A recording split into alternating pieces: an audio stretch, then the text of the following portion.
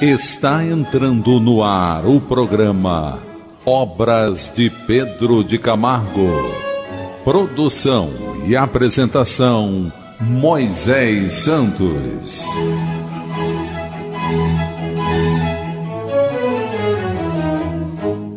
Caríssimos ouvintes da Rádio Rio de Janeiro, eu sou Moisés Santos e este é o programa Obras de Pedro de Camargo. Vamos continuar estudando juntos, meu caro ouvinte, esta obra Em Torno do Mestre, cujo autor é Pedro de Camargo, tem o pseudônimo Vinícius, a editora da Federação Espírita Brasileira. E você já sabe, o estudo de Pedro de Camargo, ele diz respeito à codificação kardeciana, ao Evangelho de Jesus, aos ensinos que obtemos da exemplificação do nosso guia e modelo perfeito para ser seguido, que é nosso Senhor Jesus Cristo, meu caro ouvinte. E hoje o capítulo é O Caminho Estreito. Você se lembra muito bem disso, do Evangelho? Jesus nos convidou a atravessar por uma porta bem estreita, um caminho bem difícil, mas que não é impossível. Daí o mérito da conquista, dependendo do nosso esforço. E Pedro de Camargo continua a sua obra, iniciando esse capítulo dizendo para nós: pela lei natural, o meio de alcançar independência econômica se encontra nos seguintes requisitos: trabalho, economia, perseverança, esforço e inteligência. Então está fazendo um comparativo da vida prática para chegar ao ponto que precisamos entender do Evangelho. Os homens do século, porém, acham que não é assim. Está se referindo ao momento atual. Aquele programa se lhes afigura moroso e áspero. Procuram, por isso, os processos artificiais e falazes, ou seja, falsos. Querem enricar de momento. Atiram-se aos expedientes. Dão tacadas visando a carambolar por tabela. Essa expressão, meu caro ouvinte, carambolar por tabela, ela se refere ao jogo de bilhar, fazer carambola, atingir duas bolas de uma só tacada, o que equivaleria a dizer matar dois coelhos com uma única cajadada, ou seja, tirar vantagem, ter facilidade de aquisição, lei de menor esforço. Todas as farsas, então, lhes parecem aconselháveis. Olham o fim sem se preocuparem com os meios. Meu caro ouvinte, é muito conhecido esse provérbio: os fins não justificam os meios. O que significa, para atingir uma determinada meta, um objetivo, por mais nobre que ele seja, se os meios forem escusos, forem falsos, forem criminosos, não se justificam, mesmo para atingir aquele fim. É preciso gozar, é mister saciar a fome e a sede de prazeres, segundo a qualificação destes que assim se comportam. De qualquer maneira, para isso aventuram-se em negócios arriscados, jogam cartadas decisivas.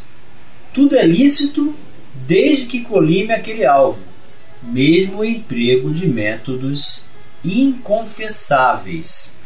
Vamos buscar o verso de Jesus em seu Evangelho, o Evangelho de Lucas, capítulo 13, versículos 23 a 30. Tendo-lhe alguém feito esta pergunta: Senhor, serão poucos os que se salvam? Respondeu-lhes ele: esforçai-vos por entrar pela porta estreita, pois vos asseguro que muitos procurarão transpô-la e não poderão. E quando o pai de família houver entrado e fechado a porta, e vós de fora começardes a bater, dizendo: Senhor, abre-nos, ele vos responderá: não sei de onde sois. Por vos hei a dizer: Comemos e bebemos na tua presença, e nos instruíste nas praças públicas. Ele vos responderá: não sei onde sois, afastai-vos de mim, todos vós que praticais a iniquidade. Então haverá prantos e ranger de dentes, quando virdes que Abraão, Isaque, Jacó e todos os profetas estão no reino de Deus, e que vós outros sois dele expelidos. Virão muitos do Oriente e do Ocidente, do setentrião e do meio-dia, que participarão do festim no reino de Deus. Então os que forem últimos serão os primeiros, e os que forem primeiros serão últimos. Vamos elucidar estes versos. Elucidando o verso. Do Evangelho segundo o Espiritismo, em seu capítulo 18, sob o título Muitos os chamados, poucos os escolhidos, o item 5. Larga é a porta da perdição, porque são numerosas as paixões. Mas, e porque o maior número envereda pelo caminho do mal? É estreita a da salvação, porque há grandes esforços sobre si mesmo, é obrigado o homem que a queira transpor, para vencer suas más tendências, coisa a que poucos se resignam. É o complemento da máxima: muitos são os chamados e poucos os escolhidos. Tal o estado da humanidade terrena, porque sendo a terra mundo de expiação, nela predomina o mal. Quando se achar transformada, a estrada do bem será mais frequentada. Aquelas palavras devem, pois, entender-se em sentido relativo e não em sentido absoluto. Se houvesse de ser esse o estado normal da humanidade, teria Deus condenado à perdição a imensa maioria das suas criaturas. Suposição inadmissível, desde que se reconheça que Deus é todo justiça e bondade. Todavia, de que delitos esta humanidade se houvera feito culpada para merecer tão triste sorte, no presente e no futuro, se toda ela se achasse degradada na terra, e se a alma não tivesse tido outras existências? Por que tantos entraves postos diante de seus passos? Por que essa porta tão estreita que só a muito poucos é dado transpor? Se a sorte da alma é determinada para sempre logo após a morte.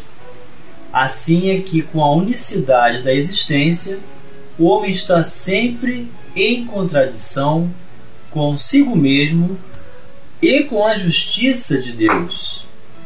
Com a anterioridade da alma e a pluralidade dos mundos, o horizonte se alarga. Faz-se luz sobre os pontos mais obscuros da fé. O presente e o futuro tornam-se solidários com o passado, e só então se pode compreender toda a profundeza, toda a verdade e toda a sabedoria das máximas do Cristo. Então vemos aqui o quanto a doutrina espírita vem nos trazer essa amplitude de horizontes de entendimento, porque com as existências de diversas personalidades, que é a forma do corpo físico que o espírito utiliza-se para reencarnar e pertencer então ao mundo dos vivos na Terra, é que nós vamos ver que somos os responsáveis pela construção do nosso destino, e que vale a pena o esforço, vale a pena a resignação, vale a pena manter a consciência tranquila, a saúde da alma e da mente, e do equilíbrio das emoções em função da qualidade das nossas escolhas, para que possamos lograr essa continuidade natural de exercício do bem e proximidade com o Evangelho de Jesus. É o que o materialista não consegue enxergar e que o imediatista não suporta. Portanto, busca a satisfação do seu egoísmo e mantém-se vinculado às necessidades que criam para si mesmo, ou seja, construindo a própria miséria moral. Então, quando lemos no Evangelho muitos chamados e poucos escolhidos, vamos entender também que não existe da parte de Deus injustiça escolhendo um em detrimento do outro. Nós é que escolhemos, nós é que fazemos a construção desses valores pelo uso do livre-arbítrio. Então o chamado é para todos, o Evangelho alcança todos. Agora, tornar-se um bem-aventurado, tornar-se um escolhido, significa ter a consciência de ser filho de Deus, ter a consciência da paternidade divina e de que toda a coletividade social pertence à nossa família espiritual, ou conquistada, ou então a ser conquistada. Mas é onde nos inserimos e onde vamos realizar todas as propriedades de qualificação para melhor servir, para melhor conviver, para ter um sentido para viver e a alegria e a satisfação de servir. Então é assim que o Evangelho proporciona recursos libertadores para cada uma das nossas vidas, meu caro ouvinte.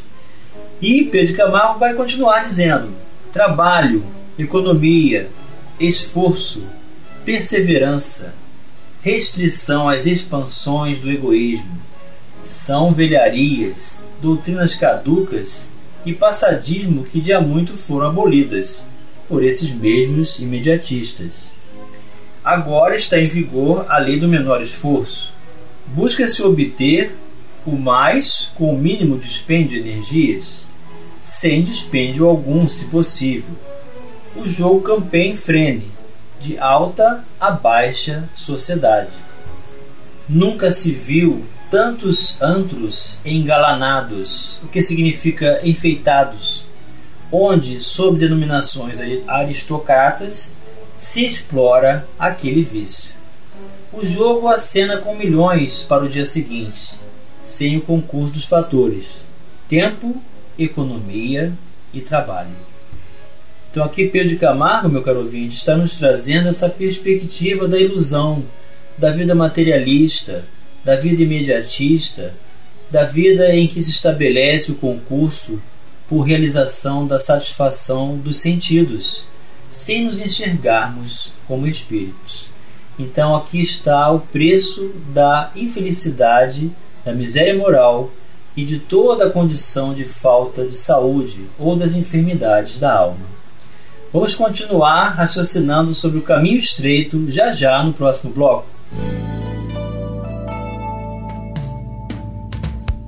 Participe do programa Obras de Pedro de Camargo enviando sua mensagem, dúvida ou sugestão pelo e-mail opg@radioriodejaneiro.am.br ou pelo WhatsApp da Rádio Rio de Janeiro 984867633 aos cuidados de Moisés Santos.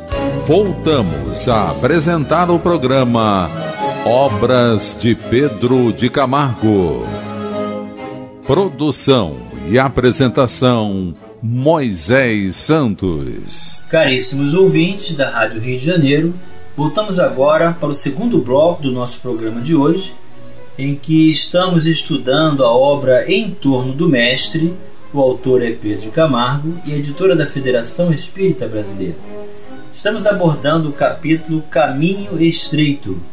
É o convite de Jesus para porfiarmos pela porta da salvação, que é a porta estreita, ou seja, o sacrifício pessoal, a renúncia, o esforço, o despertar de consciência para o bem, a alegria de servir, de aprender a amar, de orar, de comungar com Jesus, com o Pai Celestial, estudar o seu Evangelho e viver com qualidade, com sentido de vida, para que possamos estabelecer sempre o concurso de aquisição da saúde integral de espírito, da saúde emocional, da saúde mental, da vida de consciência plena em que somos inseridos numa sociedade onde a sua modificação vai depender da nossa qualificação pessoal, tornando esse mundo melhor. E Pedro de Camargo estava nos trazendo a perspectiva do imediatista, do materialista, ou o quanto de materialismo que existe em nós, meu caro ouvinte. O quanto fazemos escolhas apressadas, preocupantes, arriscadas, vivendo fora do dever, que fatalmente precisaríamos estabelecer concurso para cumprir com o nosso gênero de provas na Terra. Então, pela ilusão que se vive, pelos vícios que acumulamos, pelas atitudes equivocadas perante a própria consciência, e vemos um mundo de facilitação e fugimos do escrúpulo, da honra e desse cumprimento maior com a própria consciência e o coração. E ele dá vários exemplos, continuando dizendo: o cambista promete fortuna. Os corsários, meu caro ouvinte, são piratas da política, asseguram sinecuras, ou seja, mamatas, facilidades. O sacerdote garante o céu. Tudo isso já se vê sem porfias, sem maçadas, que significam aborrecimentos. Então, sem dificuldades, sem aborrecimentos, tudo pode ser facilitado pelos meios falsos. Vamos buscar as diretrizes libertadoras na doutrina espírita. Diretrizes libertadoras. É do mesmo capítulo do Evangelho, muitos chamados e poucos escolhidos. O subtítulo: nem todos os que dizem Senhor, Senhor entrarão no reino dos céus. O item 6: nem todos os que dizem Senhor, Senhor entrarão no reino dos céus. Apenas entrará aquele que faz a vontade de meu Pai, que está nos céus. Muitos nesse dia me dirão: Senhor, Senhor, não profetizamos em teu nome? Não expulsamos em teu nome o demônio? Não fizemos muitos milagres em teu nome? E então lhes direi em altas vozes: afastai-vos de mim, vós que fazeis obras de iniquidade. Mateus capítulo 7, versículos 21 a 23. E Allan Kardec vem dar a sua explicação. Todos os que reconhecem a missão de Jesus dizem: Senhor, Senhor. De que serve, porém, lhe chamarem mestre ou senhor, se não lhe seguem os preceitos? Serão cristãos os que o honram com exteriores atos de devoção, sacrificam ao orgulho, ao egoísmo, à cupidez e a todas as suas paixões?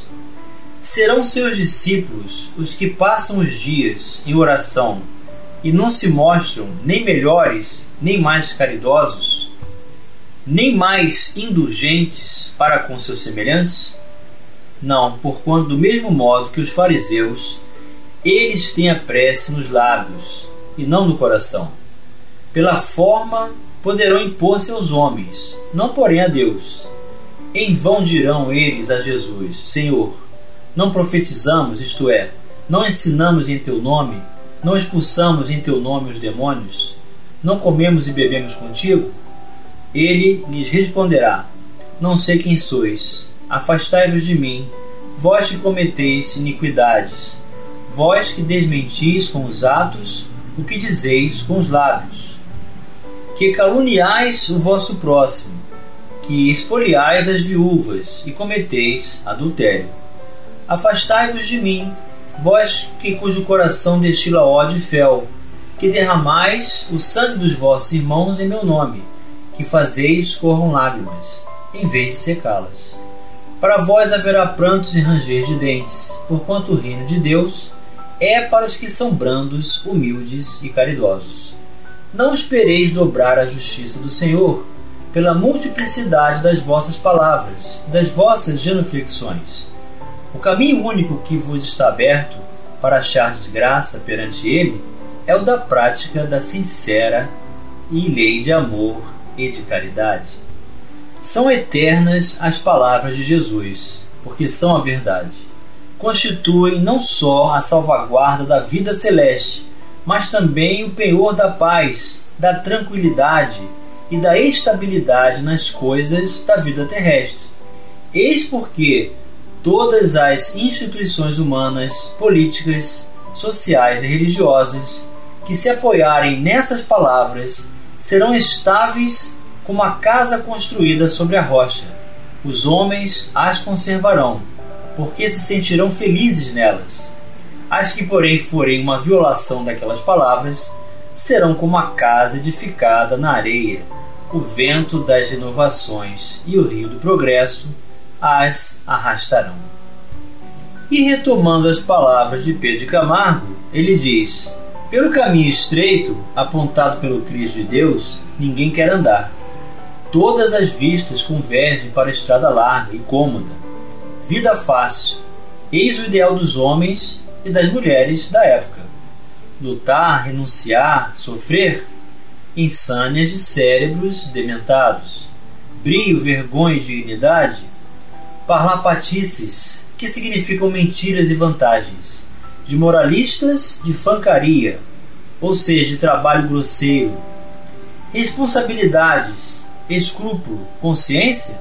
Essas coisas se resolvem de acordo com a polícia e as autoridades constituídas, que em geral são boas camaradas. No entanto, quanta ilusão! O que se mostrou fácil e cômodo é difícil e penoso. Não há caminho mais longo do que esse, que parece mais curto. Não há estrada mais árdua e pedregosa que aquela que aos olhos do mundo se afigura suave e tapetada de macias relvas. Só o dever vence. Lutador afeito às réfregas duras é quem triunfa na vida. Ninguém mais. O trabalho foi e é e continua sendo a abençoada maldição divina. De Deus, que é amor, até o anátema é bom, é cheio de santidade e de sabedoria. O homem, pretendendo fugir à ação dessa anátema, perambula, debate-se loucamente fascinado pelo sibilo da serpente enganadora, sem encontrar o porto desejado. O que lhe parece pouco é muito. O que lhe ofertam gratuitamente vai custar-lhe tudo o que ele possui de mais valioso e mais caro. Vai custar-lhe o brio, a honra e a liberdade. Vai custar-lhe finalmente lágrimas, vexames, tribulações e humilhação. Só o caminho estreito soluciona os problemas da vida em todos os sentidos. E chegou o momento, meu caro ouvinte, de você receber a mensagem do Mestre. Mensagem do Mestre.